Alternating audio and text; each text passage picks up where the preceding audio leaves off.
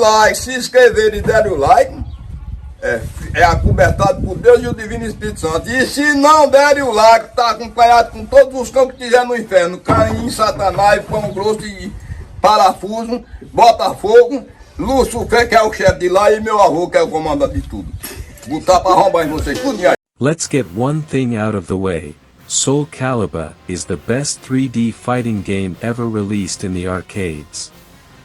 Better than Virtua Fighter 3. Better than Tekken 3. If that weren't enough, the Dreamcast version one-ups the original arcade release in just about every way imaginable. Now that we've established that, let's explore why, and what it is about the Dreamcast version that raises the bar on fighting games in general. From its debut at the 1998 Electronics Entertainment Expo, tucked away in a remote corner of Namco's booth, it was obvious that Soul Calibur was something special. Namco had pushed the PlayStation-based System 12 hardware farther than anyone had a right to expect from such a modest chipset. Namco took what it had learned from Tekken 3 and built on the ambitious, but limited, Soul Edge fighting engine. Soul Calibur was not only a substantial leap in graphics, but in gameplay as well. Employing a new 8-way directional system in conjunction with a physics engine that took weapon weight into account, Soul Calibur's gameplay reached new heights in both complexity and depth. Perhaps one of the most crucial additions was the inclusion of the tech roll found in Tekken 3. No more lying on the ground as your opponent rained down attacks from the sky. Just a quick tap of the guard button and you were back on your feet, quick as a whistle. Graphically, the game was a fireworks display of particle effects, complex polygonal character models, and a light sourcing tour de force, all running at a blazing 60 frames per second. The short of it is, if you haven't played Soul Calibur, you need to. For sheer adrenaline working in tandem with eye-melting graphics, nothing could touch it.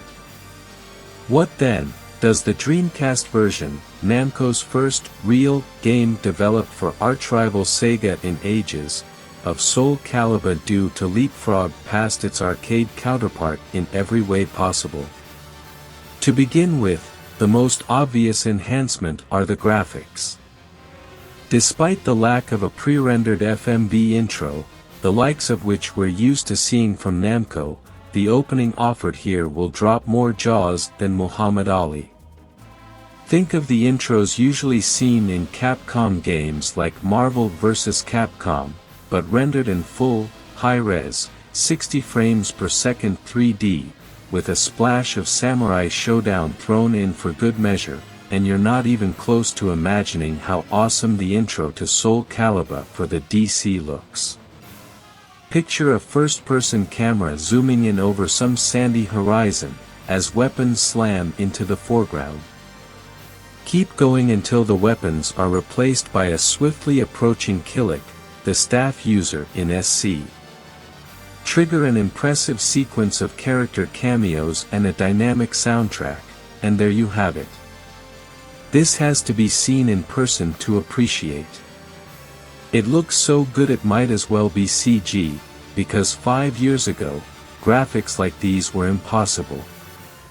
The reason the arcade version couldn't be ported home to the PlayStation was due to hardware limitations.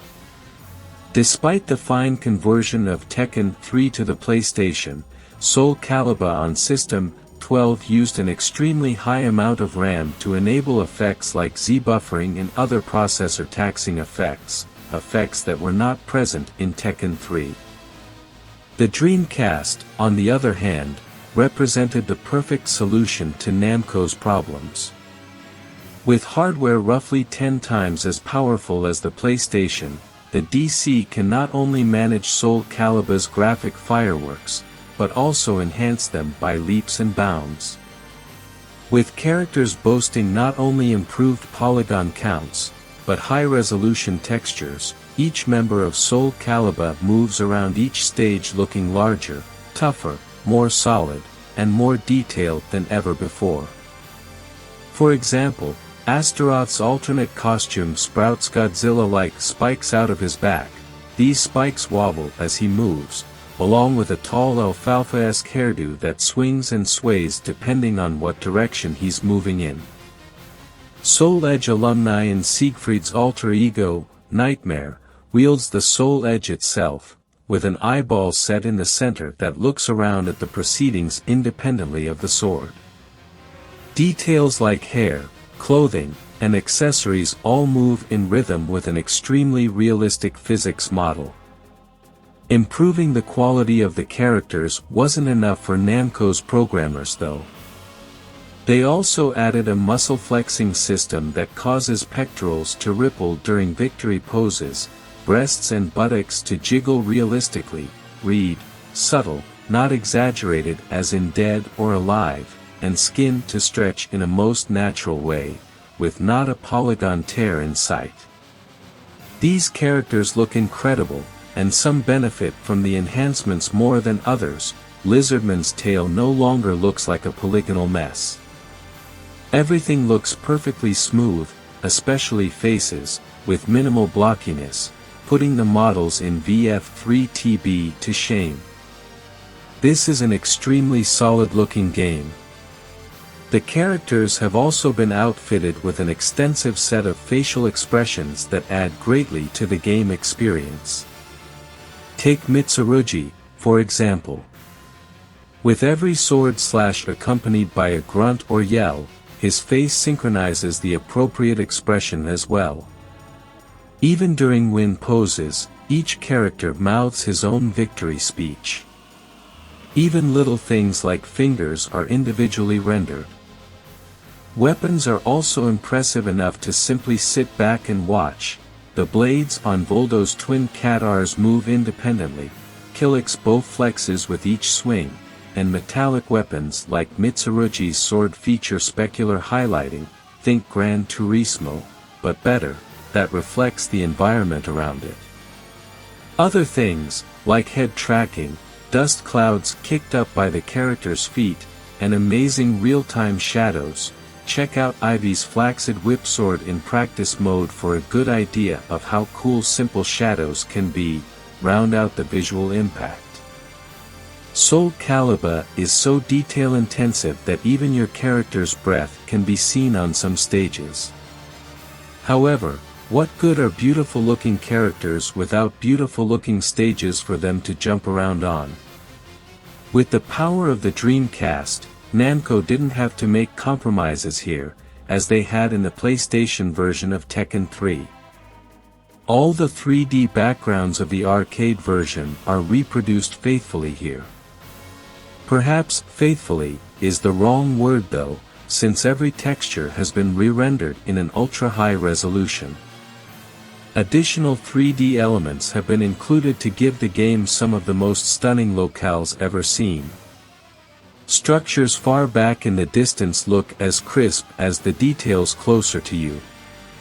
Stages like Yoshimitsu's Water Vein, which places you on a raft speeding down an underground river, is nothing short of breathtaking. If it's architecture you crave, then one glimpse at Siegfried's City of Water, replete with eye-searing sun flares, or the Indian port with its distant temples, all rendered in 3D, will have you near tears. Extra touches like the rats in Voldo's stage or weather effects like rain are in abundance too. Despite the complexity and size of the backgrounds, there is never so much as a stutter in the frame rate. Amazing! Beyond the obvious visual enhancements are the sound and soundtrack supporting it. Making good use of the Dreamcast's powerful Yamaha Soundboard, Soul Calibur cranks out crystal-clear weapon effects, recorded at the highest sample rates. While certain effects, like falling in the water, lack some clarity, it's hardly as important as the metallic clanging you hear. Other ambient sounds like footsteps take on a different tone depending on whether you're running on stone or wood. Voice samples are also extremely clear, currently spoken in robust Japanese. The music is an appropriately medieval-sounding score, presumably recorded with a full symphonic orchestra. The numerous compositions have been written with a dynamically epic feel, although there are moments when the cacophony takes a back seat to quieter, more florid pieces. As far as the lineup is concerned, original members Mitsurugi, Taki, Boldo, and Sufisha return for another go, while newcomers Xianghua, Killik, Maxi, Nightmare, and Astaroth bring up the rear. The majority of the newcomers are enhanced clones of the characters they replaced from the Soul Edge. Xianghua equals Huang Sungkyung, Killik equals Sung Mina, Maxi equals Li Long, Nightmare equals Siegfried, Astaroth equals Rock, although those characters, with the exception of Li Long, are all hidden in the game as secret combatants. Other notable additions to the roster include Lizard Man, Edge Master, and Tekken Stalwart, Yoshimitsu. The interesting thing about Yoshimitsu is that this is probably the first time you'll ever see him effectively use his weapon. In Tekken he looks more like he's punching with a sword in his hand.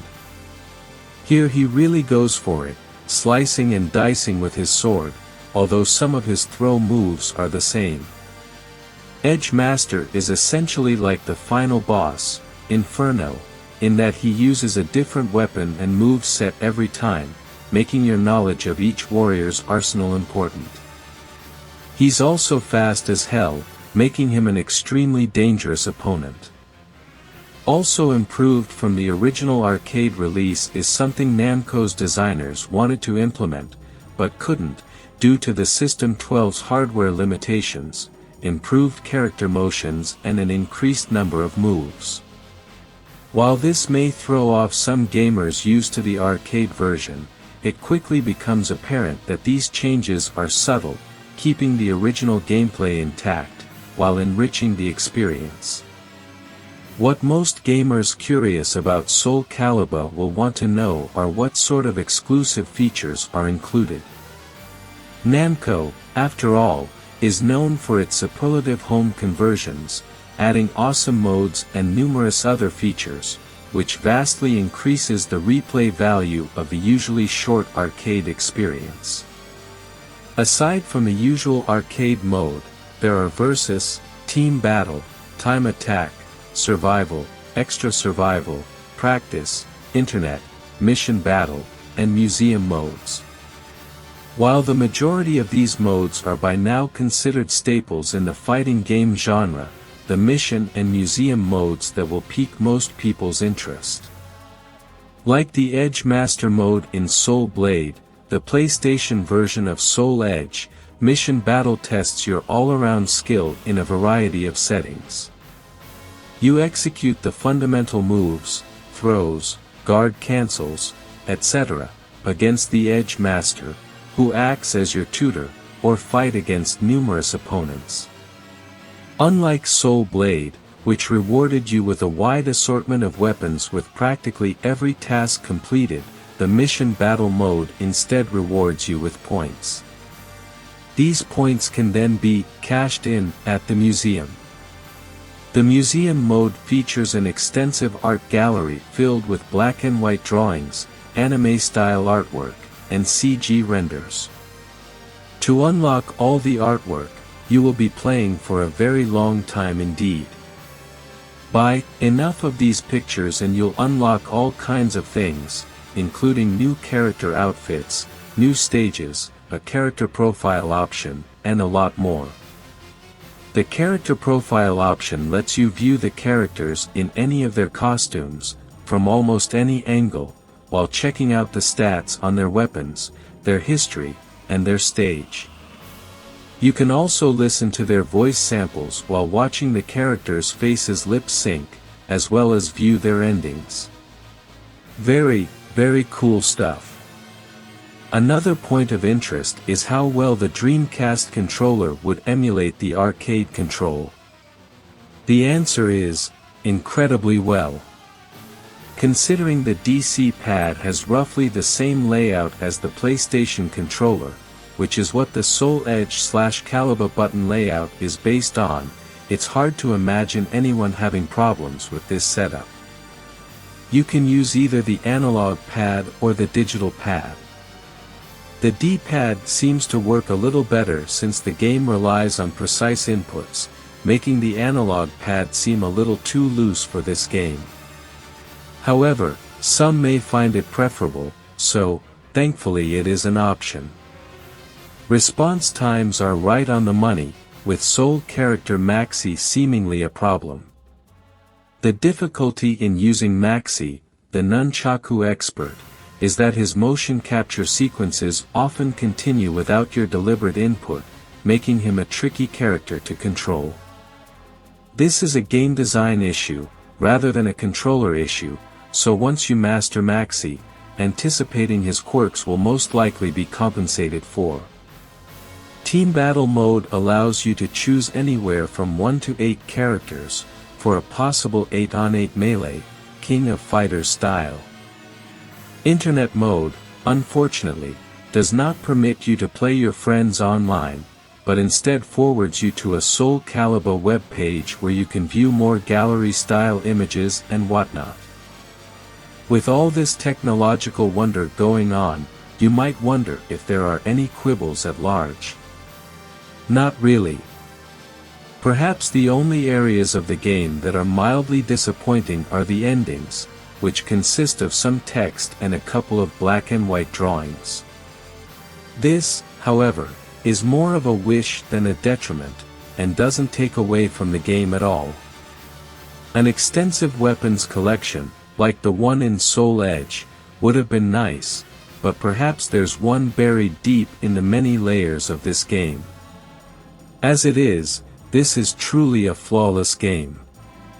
In years past, Namco has built a bulletproof reputation for delivering arcade-perfect conversions of their already excellent arcade games into your home, with a gaggle of consumer-exclusive features that made you want to cry out of happiness. In the case of Soul Calibur, Sega should be crying tears of joy. Namco has amply displayed exactly how conversions of this nature should be done. This time, however, the "How's That Pac-Man Built" has done even better. This time around it has taken the best 3D fighter out of the arcades, given it a major facelift, and reshaped it until it was light years beyond the original, both graphically and in terms of value, and then brought it home for under $50. And the company has made only scant changes to bring the game to the States. The voices in the US version are indeed the same as in the Japanese version, but now there is an option to turn on English subtitles. One of Voldo's outfits has had its crotch spikes removed, and the internet mode is gone. So Soul Calibur has reached US shores virtually unscathed, keeping it the game that will show the world how powerful the Dreamcast really is. Kicking out an unprecedented number of special effects at an unassailable 60 frames per second, all in mega-high resolution, with supercharged gameplay nailing it all down, the only way this game will look any better is to play it using Sega's PC monitor-compatible VGA box.